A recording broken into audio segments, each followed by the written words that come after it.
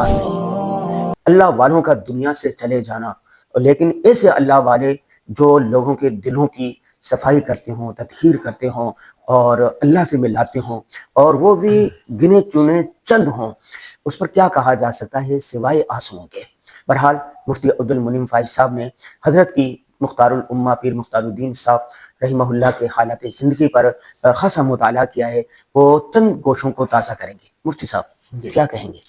بسم اللہ الرحمن الرحیم۔ جو بات آپ نے کہی اور حدیث شریف میں حضور صلی اللہ علیہ وسلم کا بھی یہی فرمان ہے کہ اللہ تعالیٰ جو علم کو اٹھائے گا تو وہ علم جو ہے وہ کسی اور طرح سے نہیں اٹھے گا، وہ علماء کے دنیا سے رخصت ہونے سے اٹھے گا، اور خصوصاً ایسے علماء جو اپنی زندگی میں اس علم کا پرتاؤ ہوں۔ کہ کتابیں تو دنیا میں موجود ہیں، قرآن موجود رہے گا قیامت تک، نہیں حدیثیں موجود رہیں گی قیامت کے قرب تک، تو علم کیسے اٹھے گا کہ جو علماء اس علم کو اپنی عملی زندگی کے اندر اپنا کر لوگوں کو دکھاتے ہیں کہ یہ ہوتا ہے علم، یہ ہوتی ہے سیرت، یہ ہے وہ اخلاق، یہ ہے وہ کردار، یہ ہے قرآن، تو وہ جو عملی نمونہ ہے نا وہ دنیا سے رخصت ہوتا ہے۔ اور یہ ایک حقیقت ہے کہ جتنی تیزی سے مشائخ بزرگ ہمارے علماء کرام، پھر خصوصاً وہ صوفیاء جو عملاً شریعت پر بھی عبور رکھتے ہیں، باقاعدہ مفتی ہیں اور تزکیہ نفس کرتے ہیں، لوگوں کی اصلاح کرتے ہیں، لوگ ان کے پاس جاتے ہیں، خانقاہ کی شکل میں وہاں بیٹھتے ہیں، اور کوئی بھی آدمی ان کے پاس جائے کہ مجھے اللہ کا نام سکھائیں تو وہ اس کے لیے ہمہ وقت دستیاب ہوتے ہیں۔ تو ایسی خانقاہیں پاکستان میں بہت کمیاب تھیں پہلے، اور ان میں سے بھی بڑی تیزی کے ساتھ اب آپ نے دیکھا کہ بڑی تیزی سے بزرگ رخصت ہوتے چلے جا رہے ہیں، اور اب انگلیوں پر اگر آپ گنے نا تو ایک ہاتھ کی انگلیاں جو ہیں وہ ختم نہیں ہوں گی، آپ اس سے پہلے آپ کو بزرگ جو ہیں وہ نظر آئیں گے کہ یہ رہ گئے۔ تو بیر شریف کی خانقاہ تھی، خالد شریف کی خانقاہ تھی، مفتی رشید صاحب کی خانقاہ تھی، حکیم اختر صاحب کی خانقاہ تھی، ڈاکٹر عبدالحی عارفی رحمہ اللہ کی خانقاہ تھی، پیر ذوالفقار نقشبندی کی خانقاہ تھی،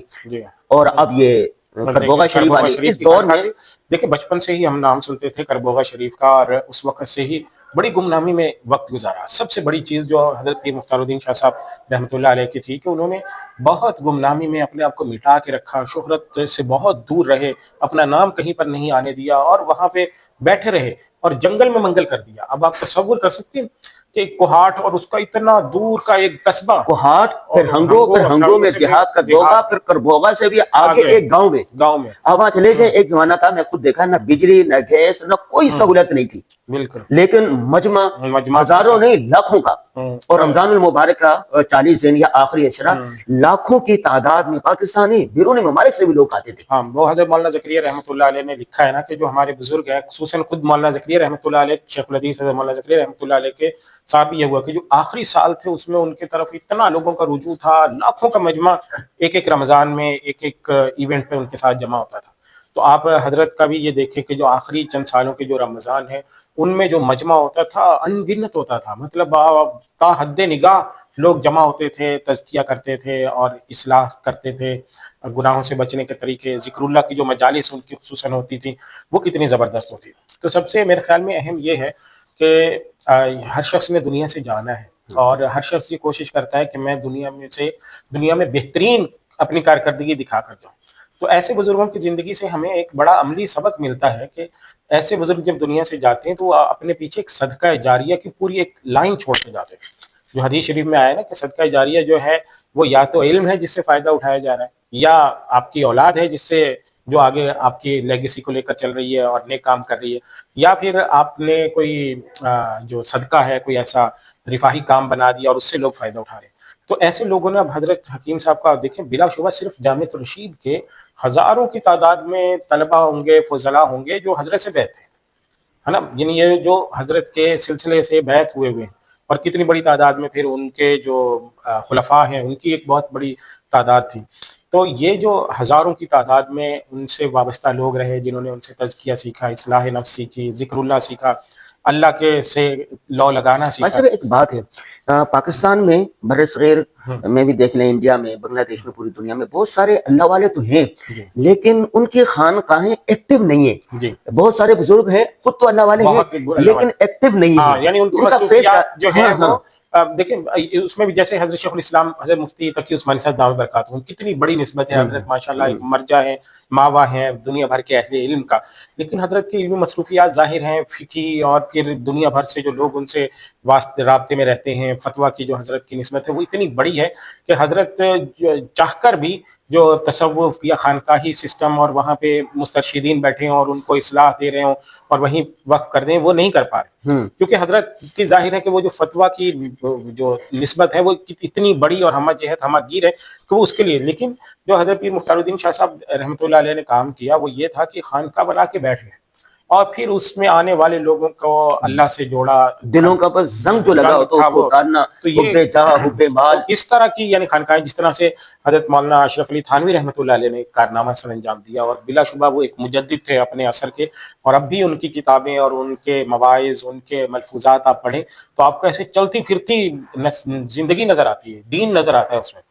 तो बिल्कुल इसी तरह से हजरत मौलाना मुख्तारुद्दीन शाह साहब के जब हालात ज़िंदगी का आप मुताला करें तो हजरत ने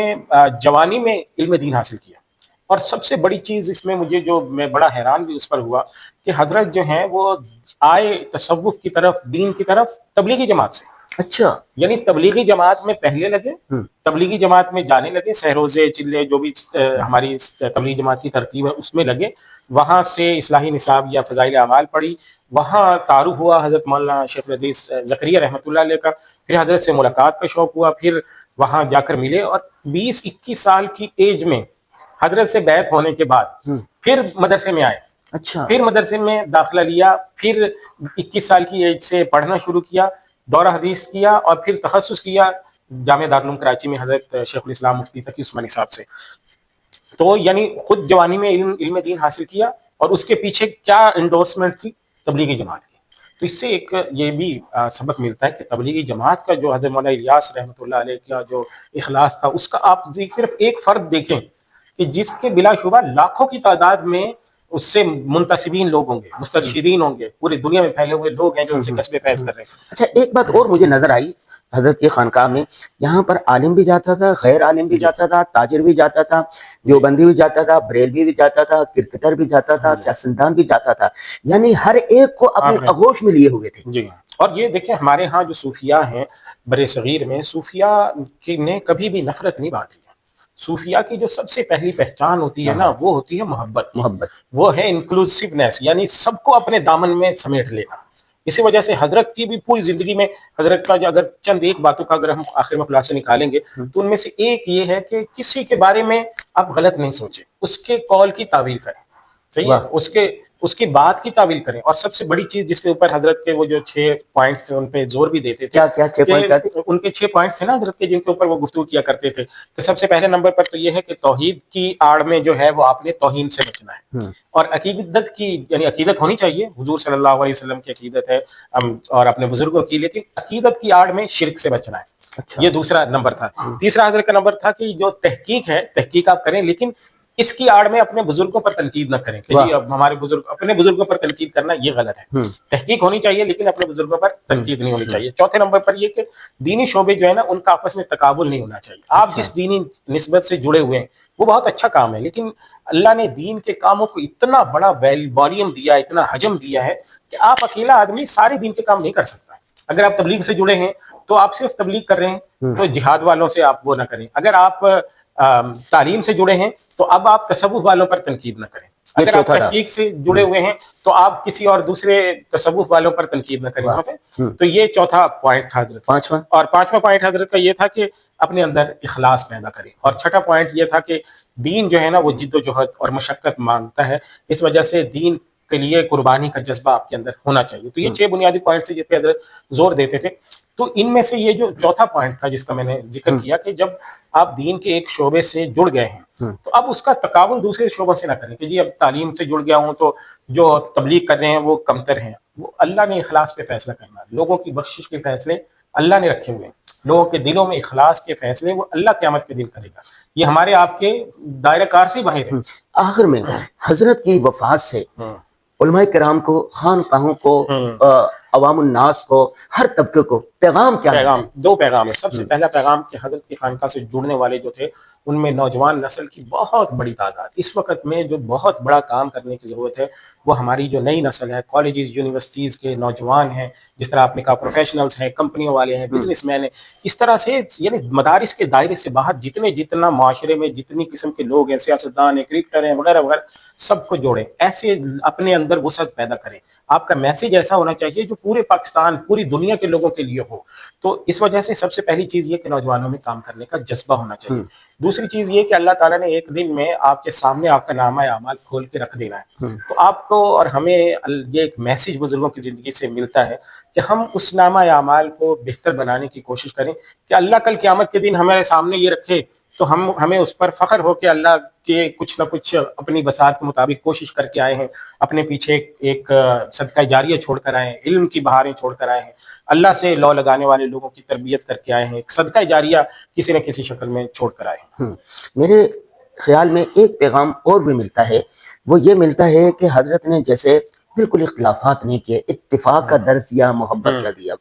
آج کل خصوصاً علماء کرام کی اختلافی مسائل پر جس طرح تحقیر کی جاتی ہے, تنقید کی جاتی ہے, اور ان سے بھی بچنا چاہیے. اللہ والے کسی اور دوسرے کی تعویل کریں, اس پر الزام نہیں لگائیں جی, اس کے قول کی تعویل کریں. اور جب اختلاف ہوتا ہے, دنیا میں ہر جگہ ہوتا ہے, اس اختلاف کو آپس میں لڑائی جھگڑے کی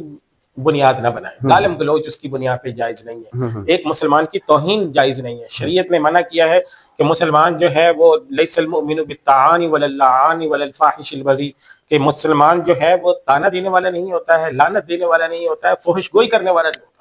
تو ہمارے ہاں فحش گوئی, لعنت, ملامت, طعنے بازی, دوسروں کی بے عزتی کرنا, تحقیر کرنا, توہین کرنا, لیکن العلماء ورثۃ الانبیاء, علماء کرام, جید علماء کرام, اللہ والے انبیاء کے وارث ہیں. اور انبیاء کا کام کیا ہوتا ہے؟ سب کے لیے دامن خوشے رکھنا, اور سب کے لیے دین پلانا, سب کے لیے خیر خواہی چاہنا. تو یہی پیغام ملتا ہے کہ آپ سب کے لیے دروازے کھلے رکھیں, اللہ سے تعلق جوڑیں اور محبتیں بانٹیں.